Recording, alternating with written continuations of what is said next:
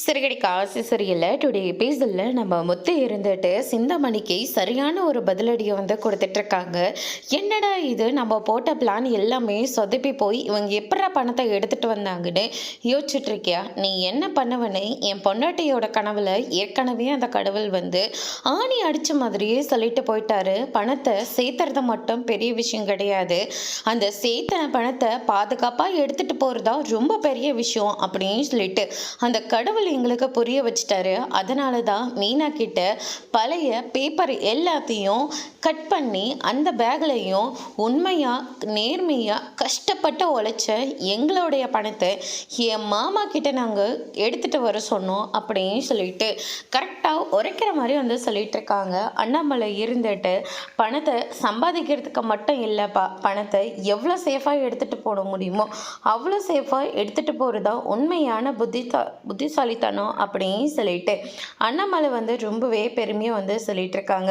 அதுக்கு அடுத்ததான் வந்து பார்த்தீங்கன்னா, நான் அப்போவே சொன்னேன் இல்லை, நேர்மை தான் என்னைக்கும் ஜெயிக்கும்னு, இப்போ நேர்மை தானே ஜெயிச்சது அப்படின்ற மாதிரி சொல்லிடுறாங்க. மீனா இருந்துட்டு வேடிக்கை பார்த்துட்டு போகிறதுக்காக வந்தீங்களான்னு சொல்லி எங்களை கேட்டிங்கல்ல, இப்போ நாங்கள் இந்த வீட்டை எங்களுக்கு நாங்கள் சொந்தமாக ஆக்கிக்கிட்டோங்க, இப்போ நீ வேடிக்கை பார்த்துட்டுரு அப்படின்ற மாதிரி கரெக்டாக சொல்லிடுறாங்க. இதை கேட்டோன்னு சிந்தாமணிக்கு ரொம்பவே கோவம் வருது. அதுக்கு அடுத்ததான் அவங்களுடைய லாயர் மேடம் வராங்க. இன்னைக்கு வரைக்கும் கோர்ட்டில் டைம் கொடுத்துருக்காங்க, என்னுடைய கிளைண்ட்டும் பணத்தை ரெடி பண்ணி கொடுத்துட்டாங்க, இனிமே இந்த வீடு என்னோட கிளைண்ட்டுக்கு சேர்ந்தது, இந்த வீட்டோட டாக்குமெண்ட் இன்னைக்குள்ளே எடுத்துகிட்டு வந்து கொடுக்கலைன்னா, இன்னும் 1 ஹவருக்குள்ளே கொடுக்கலன்னா கண்டிப்பாக நானே இவங்க மேலே கேஸை போட்டுருவேன் அப்படின்ற மாதிரியே சொல்லிடுறாங்க. அதெல்லாம் ஒன்றும் வேண்டாம் மேடம், நாங்கள் கொடுத்துட்றோம் அப்படின்னு சொல்லிட்டு இந்த பக்கம் அந்த ஃபைனான்ஷியர் வந்து சொல்லிகிட்டு இருக்காங்க. அதுக்கு அடுத்து தான், நீங்கள் பண்ணது ரொம்ப பெரிய விஷயம் மேடம், நான் பண்ணதெல்லாம் பெரிய விஷயம் இல்லை, நீ இந்த பணத்தை கரெக்டாக எடுத்துகிட்டு வந்து கொடுத்தீங்கள முத்து, அதுதான் ரொம்ப பெரிய விஷயம் அப்படின்ற மாதிரி சொல்லிக்கிட்டு இருக்காங்க. அதுக்கு அடுத்ததாக பிள்ளைய ரொம்ப நல்லா வளர்த்துருக்கீங்க சார் அப்படின்னு சொல்லிட்டு முத்துவும் மீனாவும் பற்றி ரொம்பவே பெருமையாக வந்து சொல்லிட்டு போயிடுறாங்க. அதுக்கு அடுத்ததாக நம்ம விஜயா, ஸ்ருதி, அதுக்கு அடுத்ததாக ரவி, மனோஜ்னு சொல்லிட்டு எல்லாருமே வீட்டுக்கு வந்துடுறாங்க. உள்ளே போங்க, இனிமே இது நம்மளுடைய வீடு, அது மட்டும் இல்லை எங்கள் அப்பாவும் எங்கள் அம்மாவும் இந்த வீட்டில் சந்தோஷமாக வாழணும், அதே கெத்தோட என் அம்மா இருக்கணும் அப்படின்னு சொல்லிட்டு நம்ம முத்து வந்து சொல்லிட்டு இருக்காங்க. அது மட்டும் இல்லை, இன்னைக்கு வீட்டிலே கொஞ்சம் பார்ட்டியெல்லாம் ஏற்பாடு பண்ணியிருக்கேன் அப்படின்ற மாதிரி வந்து சொல்லிட்டு இருக்காங்க. அதுக்கு அடுத்ததாக கதவெல்லாம் ஓப்பன் பண்ணிட்டு உள்ளே போகிறாங்க.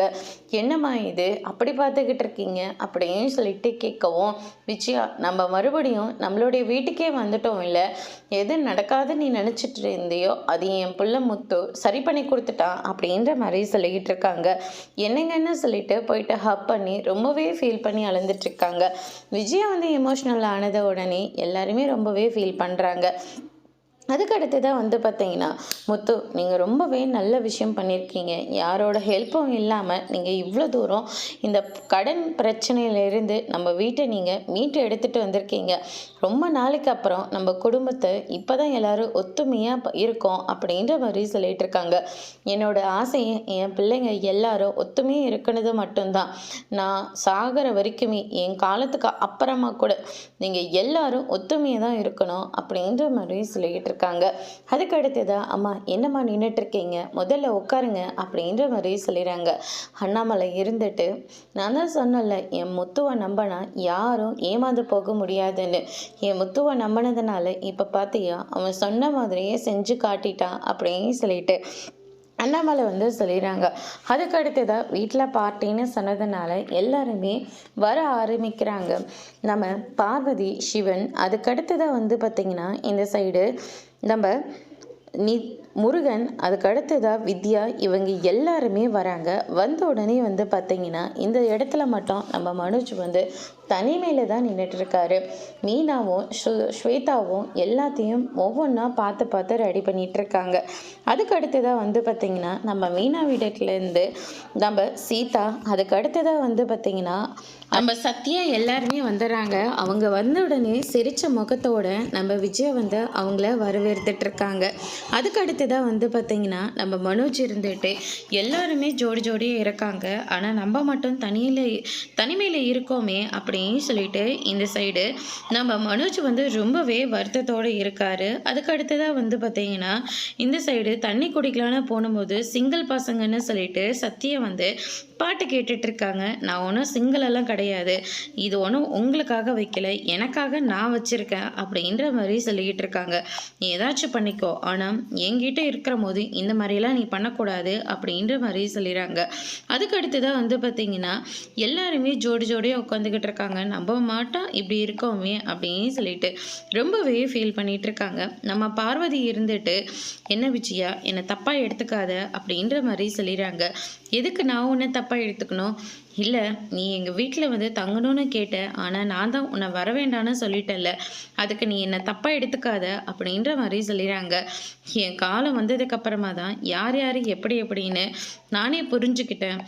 இப்போ நான் நல்லாவே புரிஞ்சுக்கிட்டேன். எனக்கு என்னோட வீடு தான் எல்லாமே அப்படின்ற மாதிரி சொல்லிக்கிட்டு இருக்காங்க. அதுக்கு அடுத்ததாக வந்து பார்த்திங்கன்னா எல்லாருமே வந்து முத்துவை பாராட்டி பேசிக்கிட்டு இருக்காங்க.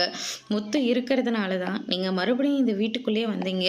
முத்து, உன் பெரிய பையன் உன்னை இந்த வீட்டை விட்டு வெளியே விரட்டுற அளவுக்கு ஆக்கி விட்டுட்டான். ஆனால் உன் ரெண்டாவது பையன் முத்து இந்த வீட்டுக்கு உங்களை பெருமையோட உள்ளே அழைச்சிட்டு வந்திருக்கான் அப்படின்ற மாதிரி வந்து சொல்லிக்கிட்டு இருக்காங்க. அதை கேட்டோன்னே நம்ம விஜயாவும் யோசிக்க ஆரம்பிக்கிறாங்க. முத்துவை பற்றி எல்லாரும் பெருமையாக பேசிகிட்டு இருக்கிறத நம்ம மனோஜால் தாங்கிக்கவே முடியல. அதோட இன்னைக்கான எபிசோட் முடிச்சிருக்காங்க. இனி சிறகடிக்க ஆசை சரியல்ல அடுத்தடுத்து என்னெல்லாம் நடக்க போகுதுன்றதை வெயிட் பண்ணி பார்க்கலாம். தேங்க்யூ.